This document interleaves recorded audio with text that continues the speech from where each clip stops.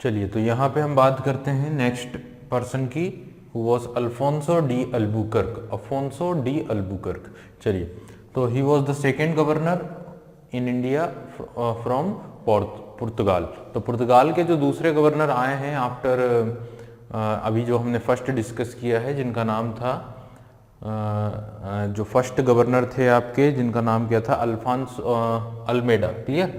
First number पे कौन आते हैं आपके, अल्मेडा, और जो सेकंड नंबर पे आते हैं वो होते हैं आपके अल्फांसो डी अल्बुकर्क। तो यहाँ पे अब हम बात करेंगे अल्फांसो डी अल्बुकर्क की, और पहले नंबर पे हम डिस्कस कर चुके हैं फ्रांसिस्को डी अल्मेडा को। क्लियर। चलिए, सबसे पहले हम इनकी बात करें तो इनका जो टाइम होगा वो होगा 1509 से 1515 तक, 1509 से 1515 तक। और ये तब तक वाइस गवर्नर रहे हैं जब तक इनकी मृत्यु नहीं हो गई। इनकी डेथ भी इंडिया में हुई है, गोवा में। तो 1515 में इनकी मृत्यु हुई, तब तक इंडिया में पुर्तगालों के गवर्नर रहे हैं कौन, आपके अफोंसो डी अल्बुकर्क। क्लियर। चलिए, सबसे पहली बात जो है वो ये है कि ही वॉज वेरी, अगर इनकी बात की जाए तो ये काफ़ी ज़्यादा मतलब स्किल्ड हैं, एक योद्धा के रूप में हम बोल सकते हैं। जैसे अगर हम बात करें इंडिया की तो एक जैसे वॉरियर है ना, तो एक काफ़ी वॉरियर है, काफ़ी योद्धा के रूप में हम इनको समझ सकते हैं। ठीक है। देखिए, सबसे खास बात जो होगी, पहला ही पॉइंट जो आपसे पूछेगा, है ना, सबसे पहला ही पॉइंट जो आपसे पूछेगा वो ये होगा कि भारत में पुर्तगालियों के वास्तविक संस्थापक के रूप में किसे जाना जाता है। Who was the real founder of Portuguese sovereignty in India. The answer will be Alfonso de Albuquerque. तो पहला ही पॉइंट जो होगा वो ये होगा, he was known as the real founder,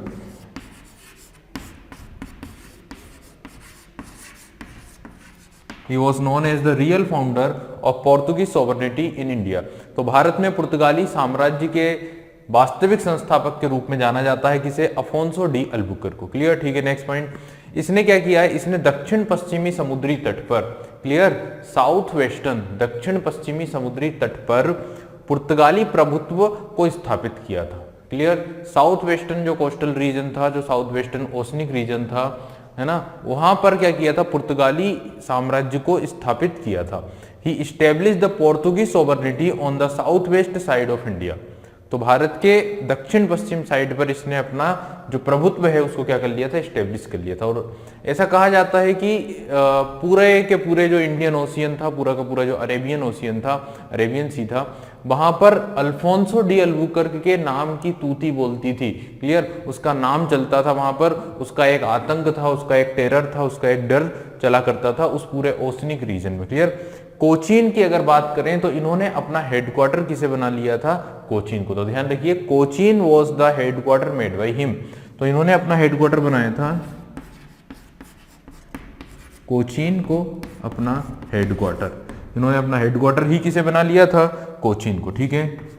next अगर बात की जाए तो और क्या चीजें हुई हैं इनके समय पर, तो सबसे खास बात जिसके लिए क्वेश्चन पूछा जाएगा वो होगा इन 1510। और आप लोग समझ ही गए 1510 में क्या घटना घटी थी, तो हमें पहले ही पढ़ चुके हैं, हमने सारे टाइमलाइन में सारे इवेंट्स पढ़े हैं। तो 1510 1510 में इन्होंने क्या किया है, इन्होंने गोवा को कैप्चर कर लिया है। ही कैप्चर गोवा, गोवा को जीत लिया, कैप्चर कर लिया है किसे, गोवा को। लेकिन क्वेश्चन ये पूछा जाएगा कि गोवा को अगर कैप्चर किया है तो किससे कैप्चर किया है, गोवा को किससे एनेक्स किया है, किससे छीना है। तो ध्यान रखिएगा, बीजापुर के जो सुल्तान थे, बीजापुर के जो नवाब थे, जिनका नाम था यूसुफ आदिल शाह, क्योंकि बीजापुर पे रूल हुआ करता था आदिल शाही राजवंश का। तो बीजापुर से इन्होंने कैप्चर कर लिया है, बीजापुर से छीन लिया है किसे, गोवा को, इन 1510 1510 में। ये एक इंपॉर्टेंट इवेंट है, ये एक महत्वपूर्ण घटना है जो इनके समय की हुई है। 1510 के बाद 1511 की अगर बात की जाए, 1511 the second most important significant अगर बात की जाए तो अचीवमेंट इनका जो रहा है वो 1511 में क्या रहा है, कैप्चर ऑफ मलक्का। मलक्का को इन्होंने कॉन्कर कर लिया है, मलक्का को जीत लिया है, मलक्का को अपने कब्जे में कर लिया है। और मलक्का को कब्जे में करने के बाद चाइना के साथ जो ट्रेड रूट था, चीन के साथ जो व्यापार का रास्ता था, वो भी क्या हो गया, यहाँ पे ओपन हो गया है, वो भी यहाँ पर क्या हो गया है, खुल गया है। लेकिन उससे भी बड़ी अगर बात की जाए तो यहाँ पे ना मलक्का पर कंट्रोल कर लेने के बाद इंडोनेशिया वाले क्षेत्र में इन्हें कुछ पर्टिकुलर आइलैंड्स मिले हैं जिन्हें कहा गया जाता है स्पाइस आइलैंड यानी मसाला द्वीप। तो ध्यान रखिए मसाला द्वीप किसे कहा जाता है, तो इंडोनेशिया के कुछ आइलैंड्स को कहा जाता है मसाला द्वीप या स्पाइस आइलैंड। उसके बारे में इन्हें जानकारी मिली जब इन्होंने मलक्का को क्या कर लिया था, कॉन्कर कर लिया था। समझ गए? तो ध्यान रखिए in November after having secured Malacca and learning the location of then secret spice island. तो ये नवंबर 1511 में जब इन्होंने मलक्का को कॉन्कर कर लिया था या कॉन्क्वेस्ट कर लिया था मलक्का पर, देन इन्हें पता चला सीक्रेट आइलैंड्स का या सीक्रेट स्पाइस आइलैंड का, यानी कि सीक्रेट जो एकदम मसालों के जो द्वीप थे उनके बारे में जानकारी मिली थी, कहाँ के, इंडोनेशिया के। Clear? Alfonso sent 3 ships to find them. अब अल्फोंसो ने क्या किया है, अपने 3 जहाजों को और अपने कुछ लोगों को वहां पर भेजा है उन पर्टिकुलर आइलैंड्स को सर्च करने के लिए, ढूंढने के लिए। क्लियर? अब यहाँ पे इन लोगों ने इसे सर्च किया और यहाँ पे लगभग वो 1 महीने तक रुके और उसके बाद उन्हें पता चला कि जावा के पास जो लेसर सुंडा आइलैंड है, इसके अलावा अम्बोन आइलैंड और बंडा आइलैंड है ना, ये बंडा आइलैंड, सुंडा आइलैंड और सबसे खास अम्बोन आइलैंड है ना, तो यहाँ पे लिख देता हूं नाम अम्बोन।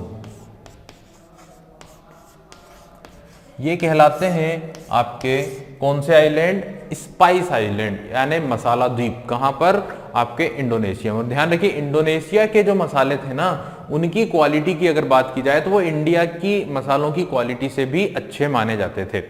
होगी बात, इतनी समझ में आ गई होगी आप लोगों को। तो यहाँ पे Ambon island, Sunda island, Java island, in particular region पे इन्हें कुछ मसालों के द्वीप मिले हैं, मसालों की यहाँ पे प्रचुर मात्रा में उपलब्धता थी। ठीक है, अब देखिए इन्होंने क्या किया, where they arrived in early 1512 there they remained for a month buying and filling their ships with nutmeg and cloves। तो यहाँ पे इन्होंने इन मसालों को जैसे कि नटमेग और क्लोव्स यानी लौंग जो है, इन्हें लवंग द्वीप या लवंग आइलैंड के नाम से भी जाना जाता था, लौंग के द्वीप के नाम से, क्योंकि क्लोव्स या लौंग यहाँ पे ज्यादा मात्रा में उत्पन्न किया जाता था या पैदा किया जाता था। क्लियर?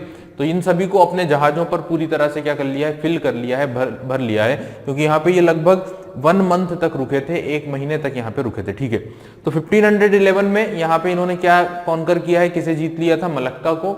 और मलक्का को जीतने के साथ ही क्या हुआ, चीन के साथ ट्रेड का रास्ता ओपन हो गया है, चीन के ऊपर इन्होंने ट्रेड किया और साथ ही जो सीक्रेट आइलैंड्स थे जिन्हें स्पाइस आइलैंड कहा जाता था उनके बारे में जानकारी पता चली। ठीक है, 1511 के बाद जो इंपॉर्टेंट इवेंट होता है वो होता है 1515 में ही मृत्यु भी हुई थी और 1515 में ही इन्होंने एक इंपॉर्टेंट इवेंट किया है, एक महत्वपूर्ण घटना, एक महत्वपूर्ण जगह पर कंट्रोल कर लिया है जिसे हम बोलते हैं पर्सिया की खाड़ी, गल्फ ऑफ पर्सिया पे इंटर करने का, या जो माउथ था, जो मुंह था जहां से हम इंटर करते हैं पर्सिया के गल्फ ऑफ पर्सिया में, उसको इन्होंने क्या कर लिया है, अपने कब्जे में कर लिया, जिसको बोला जाता है ओमरूज।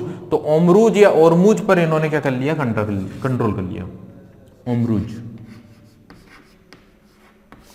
ओमरूज पर 1515 में कंट्रोल करने के साथ साथ ही अब गल्फ ऑफ पर्सिया के जरिए जो ट्रेड होता था है ना, उस पर भी इनका क्या हो गया, नियंत्रण हो गया। देखिए कोशिश थी ना पुर्तगालियों की कि उन पर्टिकुलर इंट्रेंस को अपने कंट्रोल में करना है, अपने कब्जे में करना है, जहां से समुद्र के जरिए रास्ता जाता है, जहां से ट्रेड होता था, जैसे मलक्का हो गया, ओमरूज हो गया, इनको अब इन्होंने कॉन्कर कर लिया है, जीत लिया। ठीक है, तो ये इनके द्वारा की गई कुछ मोस्ट इंपोर्टेंट जो अचीवमेंट्स हैं हम उनकी बात कर रहे थे। अब देखिए सबसे खास बात अगर की जाए ना, तो इन्होंने क्या किया है, इन्होंने सती प्रथा को खत्म करने का प्रयास किया है। He try to prohibit the sati system, ये एक पॉइंट ध्यान रखिएगा, he try to prohibit the sati system, इन्होंने सती प्रथा को समाप्त करने का प्रयास किया है।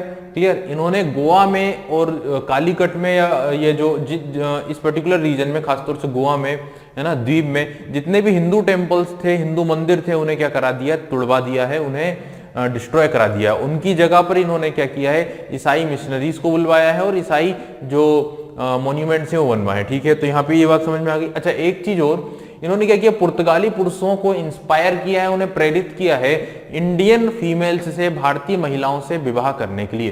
तो ये चीज जो आप लोग देखते हैं, ये चीज ही इन्हें क्या करती है, रियल फाउंडर के रूप में क्यों स्टेब्लिश हम करते हैं क्योंकि यहां पे इन्होंने कल्चर पर इम्पैक्ट करने के काम किए हैं। भारतीय जो संस्कृति है उसे बदलने के लिए सबसे बढ़िया तरीका होता है, जब आपको कल्चर को चेंज करना हो ना कहीं के, तो आप क्या करिए, वहां पर मैट्रिमोनियल रिलेशनशिप स्टेब्लिश करिए। तो यहाँ पे वैवाहिक संबंध बनाए जाएंगे, यहाँ पे बस्तियां बसाई जाएंगी, जिससे क्या होगा, धीरे धीरे धीरे आज से लगभग यानी मान लो कि 50 ईयर या 100 ईयर में कल्चर धीरे धीरे चेंज होने लग जाएगा।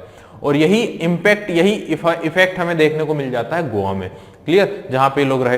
तो इन लोगों ने क्या किया कि पुर्तगालियों पुरुषों को आग्रह किया, उन्हें प्रोत्साहित किया इंडियन फीमेल्स से, भारतीय महिलाओं से विवाह करने के लिए, और उन्हें इसके बदले में काफी ज्यादा प्रॉफिट दिया जाता था। क्लियर, अगर कोई पुर्तगाली किसी भारतीय से विवाह करता था तो उसके लिए काफी अचीवमेंट मिलते थे, उसे काफी ज्यादा पुरस्कार या इस तरह से उसकी रैंक बढ़ाई जाती थी। ये सारी एक्टिविटी वहां पे परफॉर्म की जा रही थी। अच्छा, दूसरी बात, इन्होंने बस्तियां बसाने का प्रयास किया है, इन्होंने ईसाई मिशनरीज को इंडिया में लाने का प्रयास किया, जिससे क्रिश्चियनिटी को क्या किया जा सके, एक्सपांड किया जा सके। देखिए, टारगेट यही था।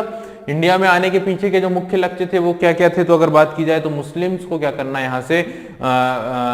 यहाँ से डिस्ट्रॉय करना है, या मुस्लिम्स को यहाँ से रिमूव कराना है।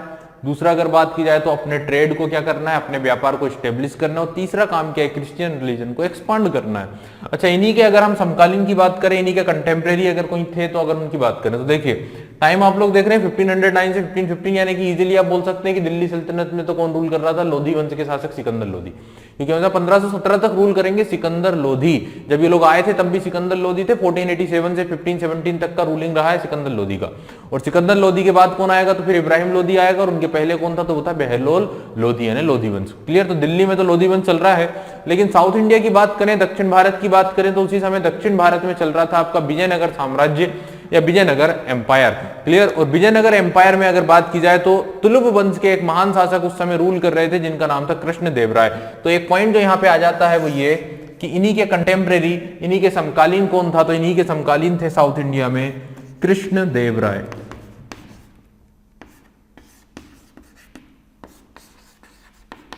इनके समकालीन, इनके कंटेम्प्रेरी।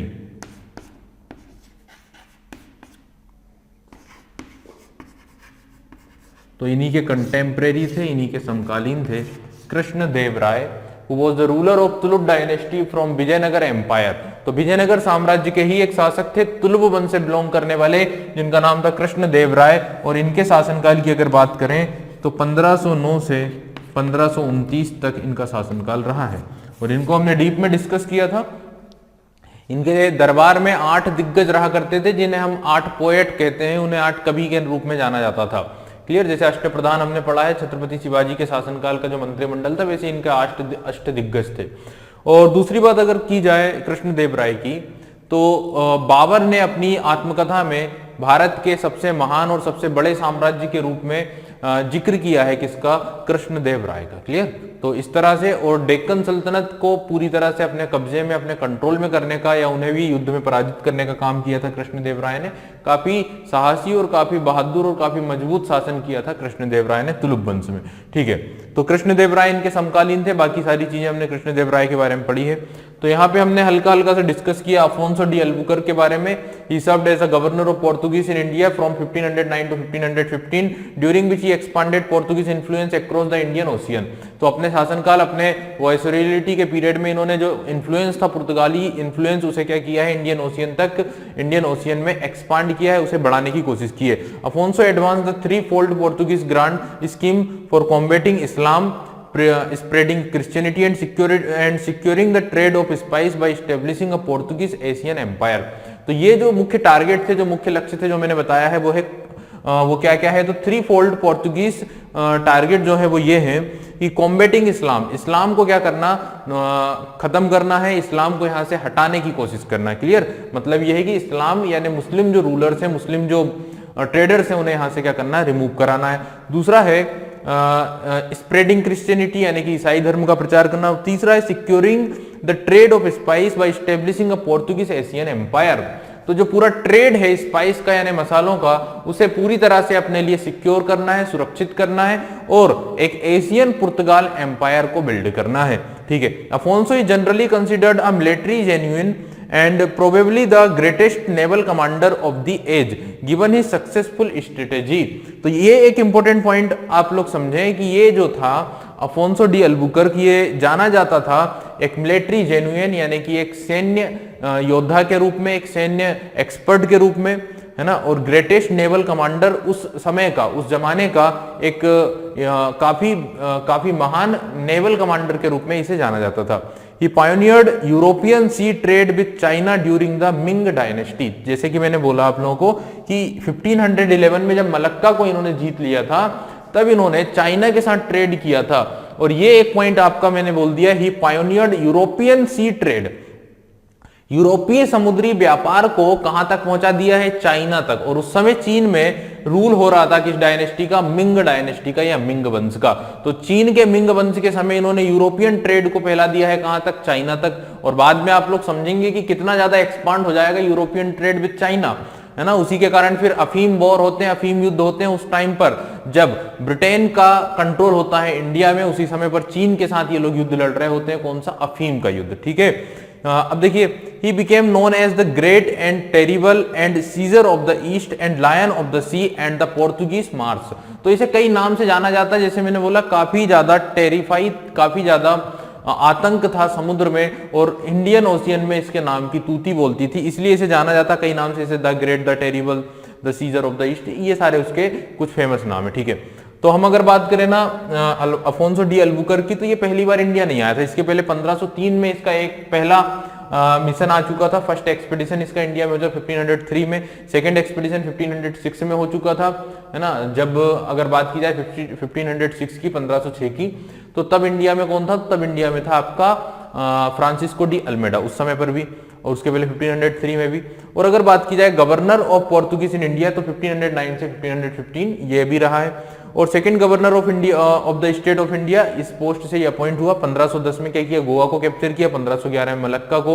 और मलक्का को कैप्चर करने के साथ ही जो मसाला आइलैंड थे, जो स्पाइस आइलैंड थे, उनके बारे में जानकारी मिली है। और यहाँ पर उसके बाद अगर बात की जाए तो 1515 में ओरमुज पर कंट्रोल कर लिया है। तो इस तरह से अफोंसो डी अल्बुकर्क को कहा जाता है भारत में पुर्तगाली साम्राज्य का वास्तविक संस्थापक। अब देखिए एक चीज ध्यान रखिए, इनके बाद ना कोई महान या कोई इंपोर्टेंट देखा जाए एग्जाम पॉइंट ऑफ व्यू से, तो इंपोर्टेंट जो गवर्नर थे वो नहीं थे। इसके बाद डायरेक्टली एक नाम हम डिस्कस करेंगे यहाँ पे, जिसका नाम होगा नीनो डी कून्हा का। तो नीनो डी कून्हा जो भारत में पुर्तगाली वायसराय बनकर आता है या गवर्नर बनकर आता है, उसके बारे में हम डिस्कस करेंगे डायरेक्टली 1529 से 1538, 1529 से 1538 के बीच में। तो यहाँ पे डिस्कस किया जाएगा नीनो डी कून्हा के ऊपर, जो एक इंपोर्टेंट गवर्नर माना जाता है, और उसके ऊपर से एग्जाम में आपको क्वेश्चन बनेगा। बाकी किसी वायसराय के ऊपर से एग्जाम में क्वेश्चन नहीं देखा गया है। क्लियर? चलिए तो अब हम बात करते हैं अगले इंपॉर्टेंट पर्सन की, जिसका नाम है नूनो ड कून्हा। तो नूनो दी कून्हा या नूनो दा कून्हा, ये एक इंपॉर्टेंट वायसराय बनकर आता है। क्लियर? सॉरी, गवर्नर बनकर आता है यहाँ पे। अब देखिए आप लोग ये समझें कि हमने अल्फांसो डी अल्बुकर्क के बारे में बात की, जो 1509 से 1515 तक पुर्तगालियों के गवर्नर बनकर यहाँ पे आए। उनके पहले हमने बात की फ्रांसिस्को डी अल्मेडा की, जो फर्स्ट गवर्नर जिनको कहा जाता है। Francisco de Almeida, then Alfonso de Albuquerque, और अल्फांसो डी अल्बुकर्क के बाद जितने भी गवर्नर्स आए हैं वो एग्जाम के लिए इम्पोर्टेंट नहीं है। बट एक नाम जो ध्यान रखना है वो ध्यान रखना है वास्को डी गामा का। वास्को डी गामा, देखिए आप लोग एक चीज और ध्यान रखिए, यहाँ पे ना अगर बात की जाए तो वायसराय और गवर्नर, तो यहाँ पे 3 वायसराय हैं, और जो वायसराय है वो गवर्नर भी होगा ही। तो 3 वायसराय हैं और बाकी सब गवर्नर भी हैं। जो वायसराय है वो तो गवर्नर है ही है, लेकिन एक पोस्ट और अलग से मिल जाती है वायसराय नाम से। तो 3 वायसराय, पहला नाम Alfonso de Francisco de Almeida, ये भी एक क्या थे, वायसराय भी थे और गवर्नर भी थे। दूसरा नाम है वास्को डी गामा का, जो वायसराय भी है और गवर्नर भी है।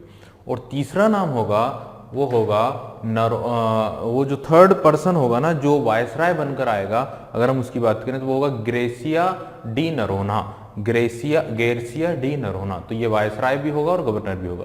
तो ये थोड़ा सा कंफ्यूजन अगर आपको हो कि गवर्नर और वायसराय, तो ध्यान रखिए 3 वायसराय और बाकी सब गवर्नर तो है ही है। तो पहले वायसराय, सेकंड वायसराय बताए हैं। तो अब मैंने जैसे बोला कि इस बीच में एक इंपॉर्टेंट नाम आ जाता है Vasco D gamma. Vasco D gamma की बात की जाए तो 1524 में तीसरी बार जब ये इंडिया आया था, तो आते ही इसकी मृत्यु हो गई थी, आते ही इसकी डेथ हो गई थी लगभग 24 दिसंबर 1524 को। कहां पर?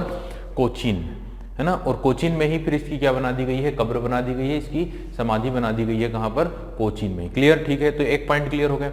अब इनके बाद भी जो आए हैं वायसराय, गवर्नर जनरल्स, वो सब हमारे लिए इंपॉर्टेंट नहीं है। अब डायरेक्टली नाम इंपॉर्टेंट हो जाता है नूनो डी कून्हा का। नूनो डी कून्हा एक इंपॉर्टेंट पर्सन है, एक ग्रेट गवर्नर रहे हैं किसके, पुर्तगालियों के। कब से कब तक, 1529 से 1538 तक। तो ये नाम आप लोग क्लियर हो गया, ठीक है। अगर हम इनकी बात करें, इनके टाइम पर क्या खास हुआ है, तो इन्होंने क्या किया है, अपना जो मुख्यालय है, अपना जो हेडक्वार्टर है, वो कोचीन से शिफ्ट कर दिया है और गोवा को अपनी क्या बना लिया है, कैपिटल बना लिया है। तो ये एक इंपॉर्टेंट पॉइंट हो जाता है कि इन्होंने क्या किया है, अपनी कैपिटल किसे बना लिया है, गोवा को। Goa became the capital. Clear. और अगर हम बात करें कोचीन की, तो कोचीन इसके पहले केंद्र या सेंट्रल हेडक्वार्टर था, जो बनाया था आपके किसने आपके अल्फांसो डी अल्मेडा ने। क्लियर, फर्स्ट गवर्नर जो रहे। तो यहाँ पे इन्होंने अपनी कैपिटल बना दी है किसे, Goa became the capital of Portuguese. पुर्तगालियों की कैपिटल बन गई है गोवा। और आप सभी को पता है, ये चीज भी हम डिस्कस कर चुके हैं, इन 1530 में गोवा पुर्तगालियों की राजधानी के रूप में बना था। और ये मुख्यालय, ये जो हेडक्वार्टर है, ये शिफ्ट किया गया है कोचीन से गोवा। क्लियर क्योंकि ना यहाँ पे ज्यादा कंट्रोल हो चुका था इनका, कोचीन के मुकाबले अगर देखा जाए तो ये केरल से शिफ्ट होकर गोवा वाले क्षेत्र या मुंबई वाले क्षेत्र में धीरे धीरे अपने इन्फ्लुएंस को बढ़ाएंगे। ठीक है, तो यहां तक बात हो गई है। गोवा को इन्होंने अपना केंद्र बना लिया है। देखिए, इसके बाद इन्होंने क्या किया, हुगली को अपना सेंटर बनाया, यानी कैपिटल तो वही है, लेकिन ये इंडिया के ईस्टर्न वाले क्षेत्र में गए हैं, पूर्वी तटीय क्षेत्र में गए, और हुगली को अपना केंद्र बनाकर आसपास के क्षेत्र में लूटपाट किए। तो ध्यान रखिएगा कि हुगली को केंद्र बनाकर यहाँ उस पूर्वी क्षेत्र या बंगाल की खाड़ी में इन्होंने काफी लूटपाट की है। Looting by making Hooghly the centre, तो ये ध्यान रखना है, लूटिंग by making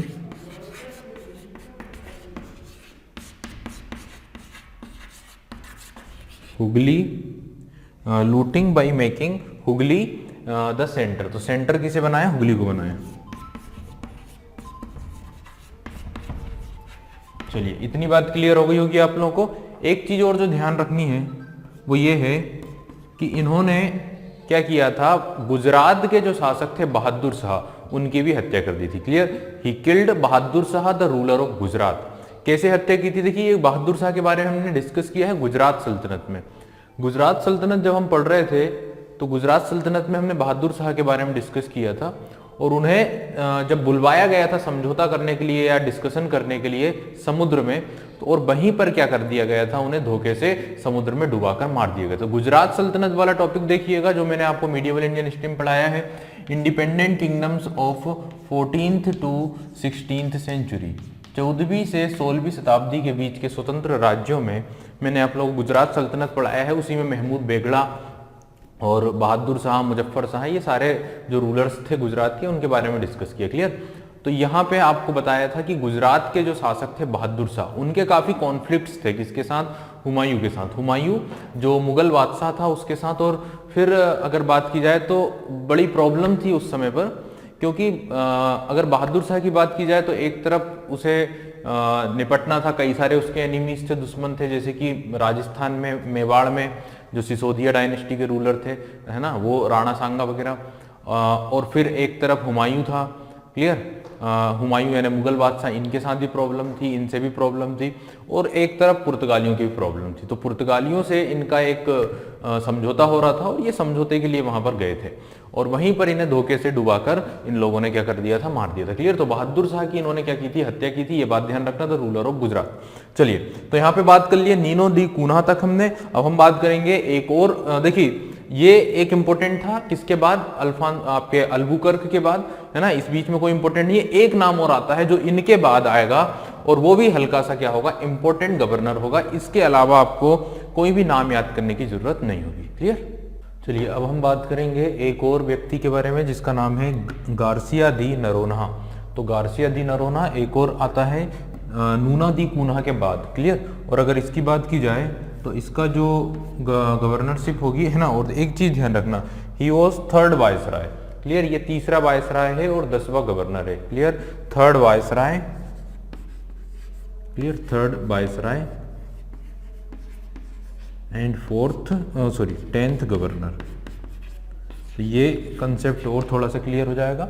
और टाइम जो है वो 1538 से 1540, 1538 से 1540, और अपने शासनकाल में ही इनकी डेथ हो गई थी। इसलिए इनकी अगर बात की जाए तो इनकी मृत्यु भी कहाँ हुई थी, गोवा में हो गई थी, यानी यही इंडिया में हो गई थी। क्लियर। चलिए नहीं, कोचीन में इनकी डेथ हुई थी, कोचीन में इनकी मृत्यु हुई थी। और अगर बात की जाए तो ये चीज ध्यान रखिएगा, इंडिया में ही डेथ हुई थी 1540 में। ठीक है, तो यहाँ पे हम बात कर रहे हैं अब किसकी, गार्सिया दी नरोन्हा की। और इनके बारे में डिस्कस करने से पहले, जैसे मैंने अभी बताया आप लोगों को नूना डी पूना के बारे में, तो इस दौरान क्या हो रहा था इनके समय पर कि गुजरात के जो बादशाह थे बहादुर शाह और जो मुगल बादशाह थे आपके हुमायूं, उनके बीच में काफी डिस्प्यूट था, काफी प्रॉब्लम्स चल रही थी, काफी विवाद चल रहा था ना। हुमायूं के बारे में जानते होंगे आप लोग।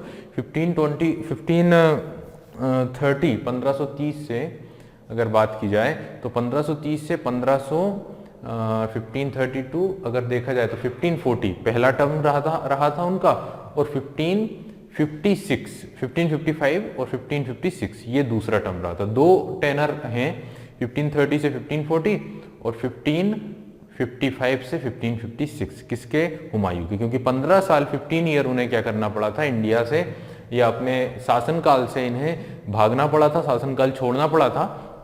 उस दौरान शेरशाह सूरी का कंट्रोल हुआ था। दिल्ली, आगरा और इंडिया का जितना भी टेरिटरी मुगलों के कंट्रोल में थी, वो सारी टेरिटरी ऑक्यूपाई कर ली थी सूरी डायनेस्टी ने, है ना।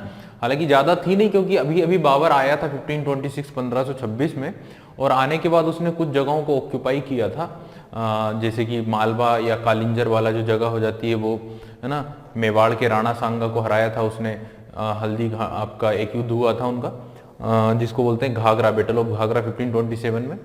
तो ऐसे 4 युद्ध उसने लड़ लिए थे। सबसे पहला था उसका बैटल ऑफ पानीपत प्रथम, फिर हुआ था उसका बैटल ऑफ घाघरा, फिर हुआ था बैटल ऑफ चंदेरी, जिसको हम बोलते हैं कि मेदनी राय जो मालवा या कालिंजर वाले जो रूलर थे वो, है ना, मालवा नहीं बोलेंगे उसे, थोड़ा सा और नॉर्थ में अगर चल जाए, एमपी या यूपी वाला जो क्षेत्र था वो वाले रीजन में, है ना, बुंदेलखंड वाला।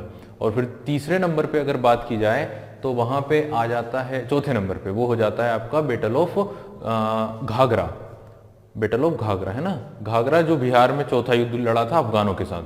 इट मीन जो सेकेंड था वो था बैटल ऑफ खानवा, है ना, राणा सांगा के साथ खानवा था 1527। ये थोड़ा सा मिस थोड़ी सी मैंने गलत बोल दिया था। तो 1527 में बैटल ऑफ खानवा था, और 1529 में, है ना, 1529 में बैटल ऑफ घाघरा था बिहार में, किसके अगेंस्ट में, अफगानियों के अगेंस्ट। ठीक है, वो सारी चीजें आप लोग पढ़ चुके हैं। तो यहाँ पे क्या बोल रहा हूँ कि इस दौरान जब फिर इसके बाद हुमायूं आया, और हुमायूं के रिलेशनशिप अगर बात की जाए तो गुजरात को उसने ऑक्यूपाई करने की कोशिश की थी, मालवा, गुजरात और ये जो पूरा क्षेत्र था। और वहां पे देखा जाए तो वहां पे उसका संघर्ष हुआ था किसके साथ, ये गुजरात के रूलर्स के साथ। तो इनमें डिस्प्यूट चल रहा था। इसी का फायदा उठाया पुर्तगालियों ने, और पुर्तगालियों ने द्वीप पर कंट्रोल कर लिया, द्वीप पर कब्जा कर लिया, और साथ ही बेसिन जो आइलैंड है उसे भी क्या कर लिया, जीत लिया था।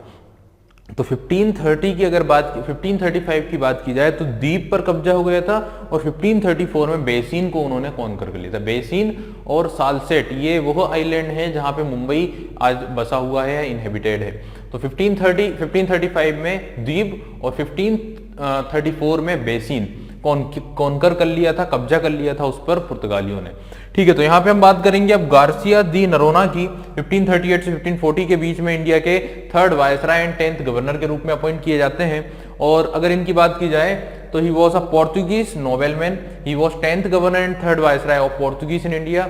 ठीक है, देखिए ये चीज तो आप लोगों को क्लियर हो गई है कि ये भी एक महान या एक महत्वपूर्ण व्यक्ति के रूप में जाने जाते हैं, और कई सारी जगहों को इन्होंने ऑक्यूपाई कर लिया था, जैसे Daman, Salsette, Chaul, Mumbai, saint Thomas, saint Madras, Hooghly, इन जगहों पर इन्होंने अपना कंट्रोल कर लिया था। इन जगहों को इन्होंने अपने साम्राज्य के अधीन कर लिया था। कौन कौन सी जगहों के नाम बोल दिए, तो सालसेट अब आ गया, पहले बेसिन था, अब सालसेट आ गया। बेसिन इनके समय पर, सालसेट इनके टाइम पर।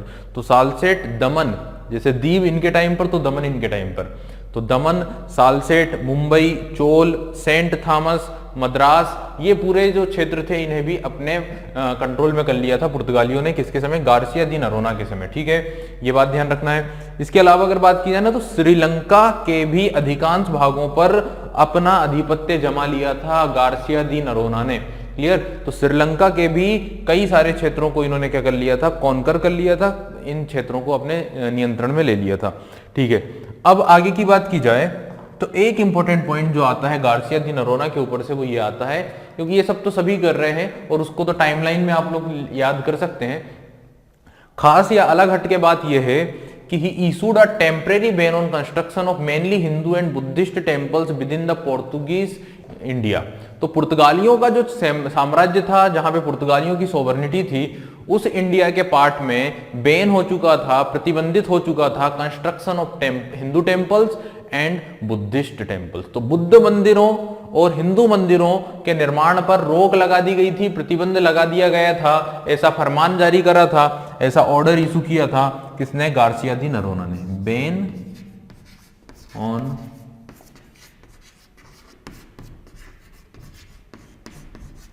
Construction of Hindu and Buddhist temple.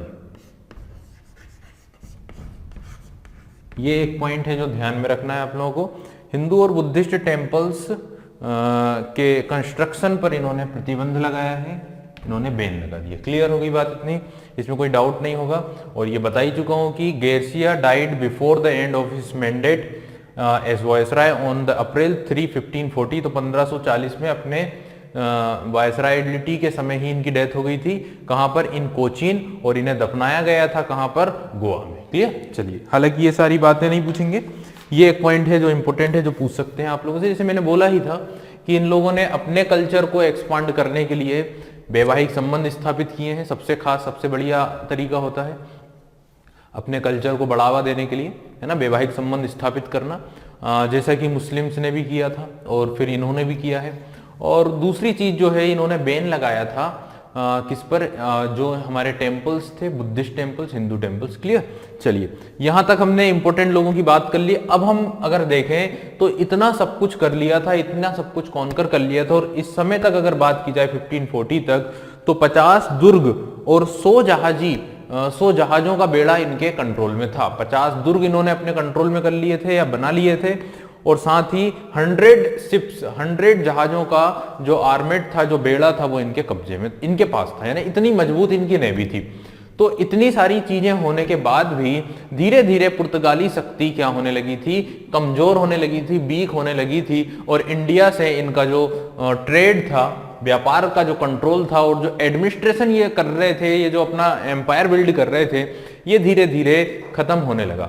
उसके क्या रीजन थे, उसके क्या कारण थे, ये हमें समझना है कि आखिर पुर्तगालियों का पतन क्यों हुआ, पुर्तगाली कैसे या किस कारण से वीक होने लगे इंडिया में। समझ गए ना।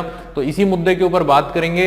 अब हम, हमारा जो नेक्स्ट सेक्शन होगा, हम उसी मुद्दे पे अभी यहाँ पे बात करेंगे। क्लियर। बाकी हमने इंपॉर्टेंट वायसराय, इंपॉर्टेंट गवर्नर्स की बात करें तो सबसे पहला नाम आ जाता है आपका वास्को डी गामा, जो आया था। यानी इंपॉर्टेंट पर्संस की बात करूं, पहला व्यक्ति वास्को डी गामा है। उसके बाद अगर बात की जाए तो एक नाम जो हमने पढ़ा था, वो पढ़ा था केब्राल का। किसका नाम पढ़ा था? केब्राल नाम से एक व्यक्ति आया था। और फिर हम वायसराय की बात करें तो फ्रांसिस्को डी अल्मेडा, फिर अल्फांसो डी अल्बुकर्क, ये दो नाम महत्वपूर्ण हो जाते हैं सबसे खास। फिर अगर बात की जाए तो 1524 में आपका वास्को डी गामा आया, लेकिन उसकी डेथ हो गई। फिर इंपॉर्टेंट नाम आता है नूनो डी कून्हा और गार्सिया डी नरोना। क्लियर। बस ये 5 नाम आप लोगों को याद रखना है। 5 या 6 नाम है जो आप लोगों को यहाँ पे याद रख लेना है। 5 ही है, 5 ही नाम नहीं, 6 नाम है जो आपको ध्यान रखना है। इनके ऊपर से ही क्वेश्चन बनेगा। इसके अलावा कोई नया नाम आपको बहुत ही प्रोबेबली, बहुत ही मुश्किल है कि कभी एग्जाम में पूछ ले। ठीक है। अब हम क्या करेंगे, अब हम उन रीजन से, उन कारणों के ऊपर इवेल्युएशन करेंगे कि क्या रीजन रहे पुर्तगालियों के पतन के, पुर्तगालियों की शक्ति के खत्म होने के। ठीक है। इनमें से अगर मोटे मोटे तौर पर ये बात की जाए, अच्छा मोटे मोटे तौर पर अगर बात की जाए तो फिर ये एक कारण तो है डचों और अंग्रेजों का इंडिया में आगमन हुआ। ये एक सबसे बड़ा कारण हो जाता है कि दूसरी शक्तियां यहाँ पे आई है। क्लियर। अब दूसरी शक्तियां आई है तो ये उनको रोक नहीं पाए हैं, ये उनसे युद्ध नहीं कर पाए हैं, उनसे लड़ नहीं पाए हैं, क्योंकि इनका जो फोकस था, इनका जो सेंटर ऑफ माइंड था, है ना, जो फोकस हो गया था, वो हो चुका था ब्राजील में। क्लियर। ब्राजील जो 1500 में डिस्कवर कर लिया गया था, 1500 में, जो मैंने एक नाम बताया है केब्राल। केब्राल वो पर्सन था जिसने सबसे पहले ही जो पहुंचा था कहां पे, जो सबसे पहले पहुंचा था आपके ब्राजील में, पेड्रो एल्वारेज केब्राल 1540 है ना, उसी को जाना जाता है डिस्कवरर ऑफ ब्राजील। तो ब्राजील पर फोकस हो गया था, स्पेन के साथ ये लोग मिल गए थे, स्पेन और पुर्तगाल ये दोनों एक साथ हो गए थे, और इस कारण उनका फोकस अब दूसरी जगह पर था, इसलिए इंडिया पे इन्होंने ज्यादा फोकस नहीं किया था। क्लियर, एक चीज ये। तीसरी चीज कि ये लोग जो थे ना, ये इतने नाम जो हमने पढ़े, ये काफी योग्य लोग थे, ये काफी बहादुर लोग थे, काफी महान लोग थे, जिन्होंने ये सारा टेरिटरी यहाँ पे बना दी थी। इनके बाद कोई महान गवर्नर, महान वायसराय आया नहीं, जो उतना कैपेबल था, जो उतना टेक्टिकल था, जो उतना टेक्टिकल या कूटनीतिक दृष्टिकोण से इतना साहसी था जितने ये लोग थे। तो ये एक बड़ी प्रॉब्लम थी कि कोई महान या कोई इंपॉर्टेंट पर्सन यहाँ पे अब आया नहीं था। और चौथी जो प्रॉब्लम रही है वो ये रही है कि पुर्तगाल में काफी ज्यादा करप्शन हो चुका था, पुर्तगाल का जो एडमिनिस्ट्रेशन था, जो शासन था, वो करप्ट हो रहा था। क्लियर, वहां पे अपनी इंटरनल प्रॉब्लम चल रही थी, तो ये भी एक बड़ी प्रॉब्लम रही है। हालांकि हम इसे अब डीप में डिस्कस करेंगे, अच्छे से डिस्कस करेंगे कि क्या कारण रहे हैं इनके पतन के। और फिर डचों ने धीरे धीरे कॉन्कर करना शुरू कर दिया। आप लोगों को पता है 1559 में डचों ने दमन को पूरी तरह से क्या कर लिया था, कैप्चर कर लिया था, अपने कंट्रोल में कर लिया था, है ना। और फिर अगर हम बात करें तो इस साइड से वो आते जा रहे हैं, 1660 में ये लोग इस साइड से आएंगे और अलग अलग क्षेत्रों को कॉन्कर करते जाएंगे, अपने नियंत्रण में करते जाएंगे। ठीक है, चलिए तो हम बात करेंगे ये जो पतन हुआ है उनके बारे में।